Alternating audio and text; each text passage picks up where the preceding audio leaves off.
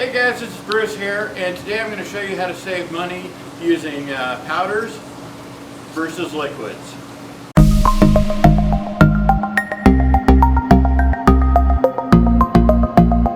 Hey guys, this is Bruce here with the Aquarium Live, and today's video I want to show you how you can save some money using powders versus liquids. I'm coming to you from Rusty's Reefs in Bountiful, Utah.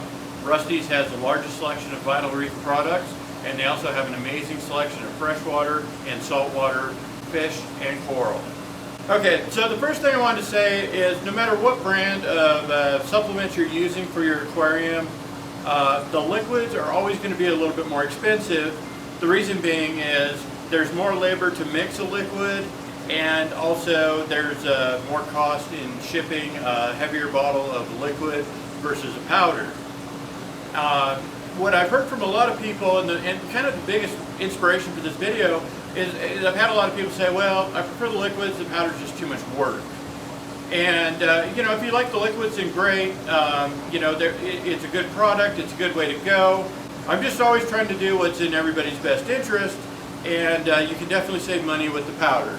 Okay, so if you calculate the amount of liquid you need with the calculator, and I'll put in a link to that for the Vital Reef products, we have an app on Android, hopefully coming soon to Apple, and then there's also a calculator on the Vital Reef website, and I'll put a link in the description to that so that you can calculate the exact amounts you need. I also have a video where I show you how to use the calculator, so we don't need to go over that today. But let's say, you know, we need to use maybe a half a cup of this. Well, that might be closer to just a teaspoon of the powder. People get really worried mixing the powder. Well, what ratio do I need? That kind of thing.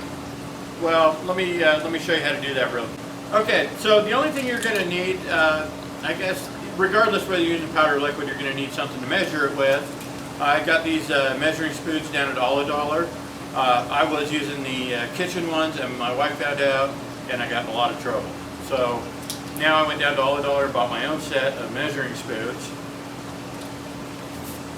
So let's say you needed, you know, a couple teaspoons to add to your aquarium. Well, the only thing you really have to do is get some RODI water, throw that in your measuring cup, and the amount of water you need is really inconsequential. It's just that you need enough water to make sure the powder dissolves. So you don't have to worry about measuring this out. You just put in, you know, enough powder or enough water to mix the powder. You put in your powder, mix it up until it's dissolved, and then you're ready to go. And then we can just throw that in the sump. If you don't have a sump, pour it in a hang on the back filter. You want to add that kind of slowly, and you want to make sure that it completely dissolves. I like to start by adding my, let's say we need to make adjustments to alkalinity and calcium. I like to add the alkalinity first, get that number to where it needs to be, and then start adjusting the calcium. If they're way off, I always recommend doing a 20% water change and then getting started.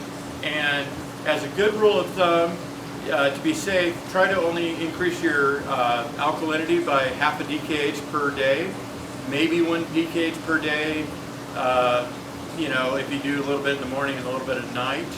And then with your calcium, you want to adjust that by about no more than 50 parts per million per day. You want to dose these at a separate time during the day. The reason being is that you want to wait until your alkalinity is completely dissolved in the system before you add the calcium. Otherwise, these can bind together, and it'll cause kind of a snow effect in your tank, and it'll just precipitate out. Okay, so let me just show that to you again. So now we're going to add some calcium, and again, the amount of water we're using is inconsequential as long as it's enough to dissolve the product. You want to use an RODI water, don't use tap water. We really want to try to avoid using tap water in our saltwater aquariums. So let's say we have 1 teaspoon of this, rather a tablespoon. I'm just using random amounts here. but the calculator will show you the exact amount that you need to put in your system to raise that level. So now we have here an exact 2-part of what you need to add to your aquarium to get it to the right balance. So really, versus the liquid, you're one more step, and that's it.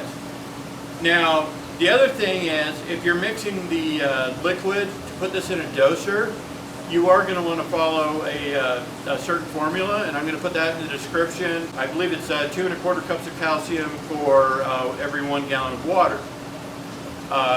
I'll put that in the description so you know how much to add to that, and then you can mix that in your own container, and you can have that ready to go to add to your doser. This is going to save you a lot of money using the powders. You know, if you have any questions at all, I want you to feel free to reach out to me. You can find me on Instagram at vital_reef. You can go ahead and comment on this video. That matter. The whole reason I'm doing this channel, I want to help out as many people as possible, help them get the same enjoyment out of the hobby that I've got. Okay, so I talked to you about how easy the powder is to use with the 2-part, and it's very, very easy. With the magnesium, it does get a little bit more complicated, not too much, but for example, in the liquid magnesium here in this Magnesium Complete, there are 5 cups of magnesium chloride and 3 cups of magnesium sulfate. The reason being is that we don't want our chloride or our sulfate levels to go too high. So, you know, there's a little bit more, I guess, you know, another step here. If you are going to mix magnesium yourself, I do recommend mixing that by the 1 gallon and sticking to that 5 cups of magnesium chloride and 3 cups of magnesium sulfate all together. Otherwise, magnesium, you know, tends to last a lot longer, and it maybe makes a little bit more sense to go for the liquid on that product. All right, we just want to dose that into the sump. I like to go to the furthest compartment back, or closest to the drain line. Here we have our socks coming in behind this. We have a skimmer, actually 2 on this sump, and then we're just going to dose that that product. And by the time that reaches the other end of the sump, that should be dissolved.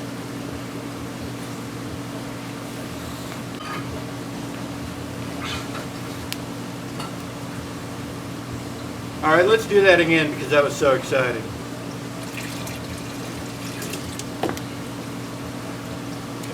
Hey guys, I hope this video was a benefit to you. Thank you so very much for all your support so far. If you could subscribe to my channel, that helps me out tremendously to keep making these videos. Another thing, I want to add a shout out here to Rusty's Reefs for letting me film this in their store. They really have an amazing store here in Bountiful, Utah. I'll put a address in the description so you can know where to find them. If you have not been here yet, it's really worth a visit. You won't be disappointed. Thanks again. My Instagram handle is vital_reef if you want to go in there and follow me. If you like this video, go ahead and hit the like button. And again, subscribing to my channel helps me so much. Thanks again.